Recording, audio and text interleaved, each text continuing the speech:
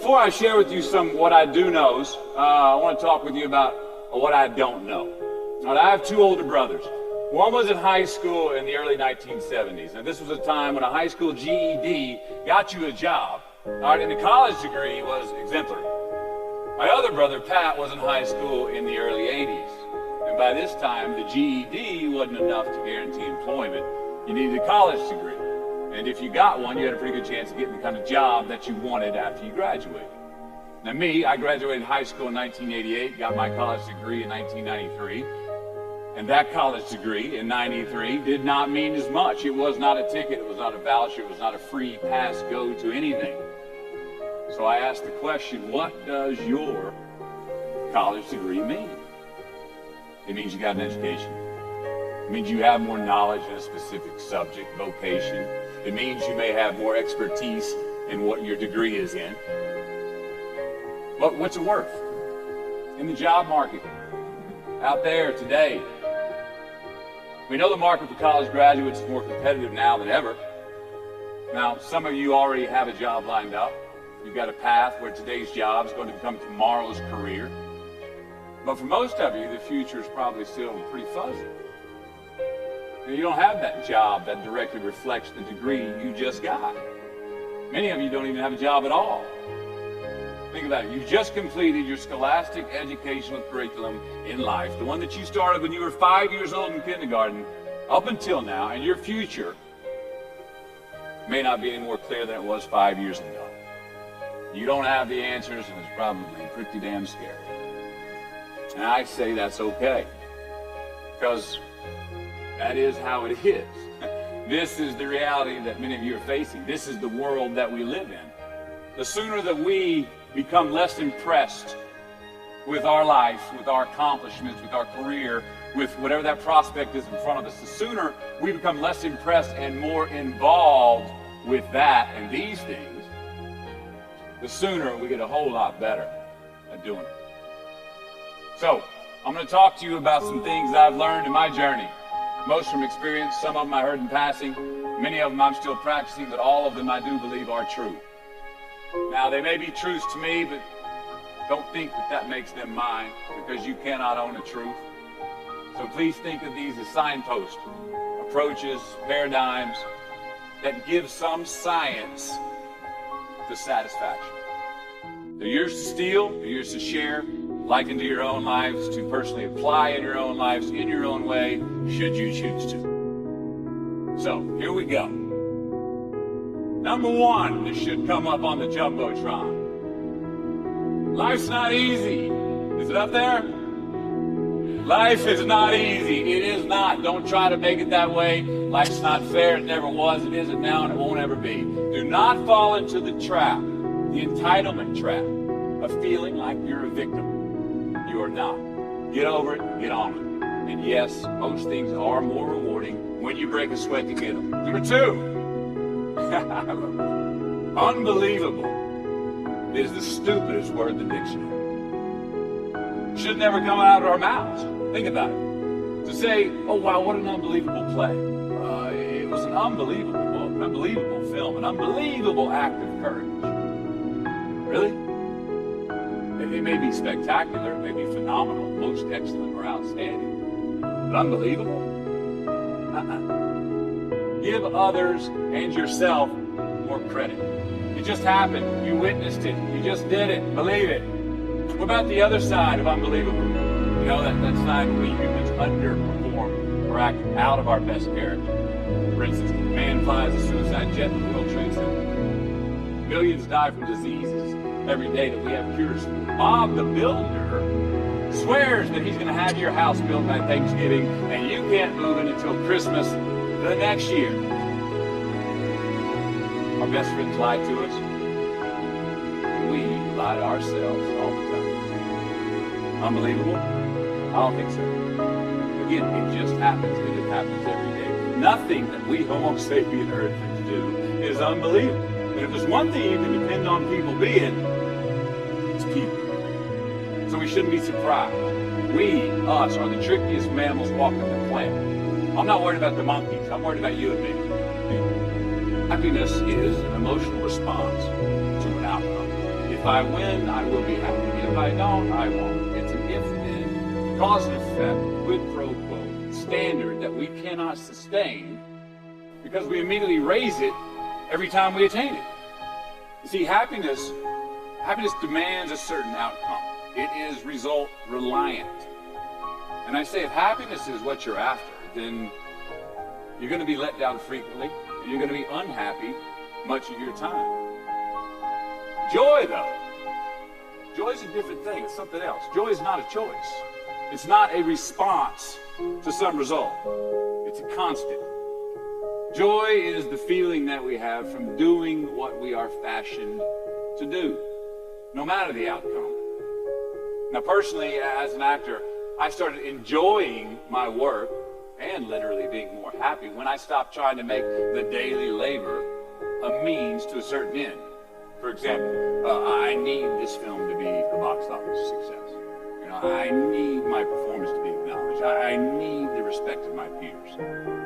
All those are reasonable aspirations, but the truth is, as soon as the work, the daily making of the movie, the doing of the deed became the reward in itself for me, I got more box office, more accolades and respect than I ever had before.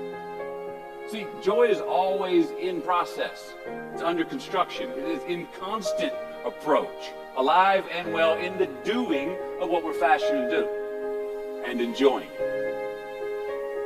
Number 4, define success for yourself. Now check this out. I'm in south of New Orleans a few years ago, and I went to a voodoo shop. And they had this wooden partition against the wall with these columns. And in these columns were all these vials of these magic potions, right? And the headings above each potion defining what they would give you were things like fertility, health, family, legal help, energy, forgiveness, money. Guess which column was empty? Money. Somebody please tell me where else you're gonna have this much fucking fun?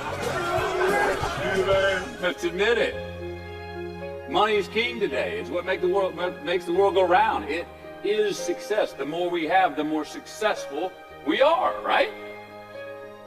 Now I would argue that our cultural values have even been financialized. Humility is not in vogue anymore. It's too passive. It's a get rich quick on the internet, richest 15 minutes of fame world that we live in, and we see it every day. But we all want to succeed, right? So the question that we got to ask ourselves is what success is to us, what success is to you. Is it more money? That's fine. I got nothing against money. Maybe it's a healthy family.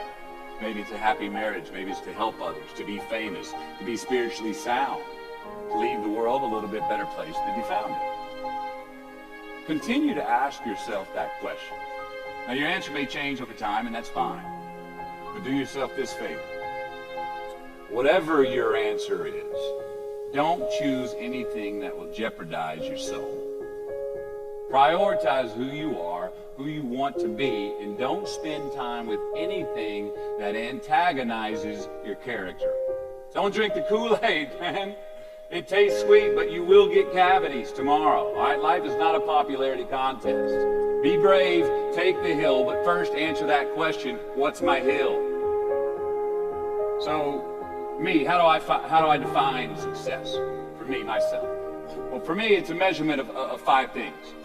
We got fatherhood. We got being a good husband. We got my health, mind, body, and spirit. We got career, and we got friendships. These are what's important to me in my life right now. So I try to measure these 5 things each day. I check in with them. I like to see whether or not I'm in the debit section or the credit section with each one. Am I in the red or am I in the black? You follow? For instance, sometimes say my career's rolling. All right, it's way up here in the black, but I see how my relationship with my wife maybe could use a little bit more of my attention. I got to pick up the slack on being a better husband. Get that one out of the red. Or say my spiritual health could use some maintenance. It's down here, but hey, man, my friendships and my social life, they're in high gear, right? I got to recalibrate. Checks and balances. I got to go to church. Remember to say thank you more often, something. But I got to take the talent because I want to keep all 5 in healthy shape. And I know that if I don't take care of them, if I don't keep up maintenance on them, one of them is going to get weak, man. It's going to dip too deep into the debit section. It's going to go bankrupt. It's going to get sick, die even. So first, we have to define success for ourselves. And then we have to put in the work to maintain it. Take that daily tally. Tend our garden. Keep the things that are important to us in good shape. I mean, let's admit it. We've all got two wolves in us. A good one and a bad one. And they both want to eat. The best I can tell, we just got to feed that good one a little more than the other one. Here we go. Number 5. Don't leave crumbs. And the beauty of delayed gratification. So what are crumbs? Well, the crumbs I'm talking about are the choices that we make that make us have to look over our shoulder in the future.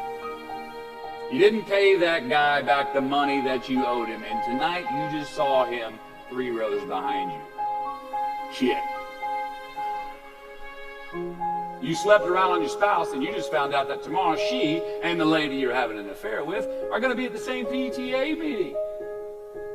Shit again. You drank too much last night. You're too hungover to drive your son to his 8 a.m. Saturday morning baseball practice. These are the crumbs. They come in the form of regret, guilt, and remorse. You leave crumbs today, they will cause you more stress tomorrow. And they disallow you from creating a customized future in which you do not have to look over your shoulder. So let's flip the script. Instead of creating outcomes that take from us, let's create more outcomes that pay us back, fill us up, keep your fire lit, turn you on for the most amount of time in your future. These are the choices I'm talking about. And this is the beauty of delayed gratification. All right, tee yourself up. Do yourself a favor. Make the choices, the purchases today that pay you back tomorrow. Residuals. In my business, we call it mailbox money. If I do my job well today, and that movie keeps rerunning on TV, 5 years from now, I'm getting checks in the mailbox. It's a heck of a deal. So whether it's prepping the coffee maker the night before, so all you got to do is press the button in the morning, or getting ready for the job interview early so you don't have to cram the night before, or choosing not to hook up with that married woman because you know you're going to feel horrible about it tomorrow, and your husband carries a gun, or paying your debts on time so that when you do see that guy 3 rows back tonight, you don't have to hunker down in your seat hoping that he don't see you. Get some ROI. You know what that is? Return on investment. Your investment. You. Customize your future. Don't leave crumbs.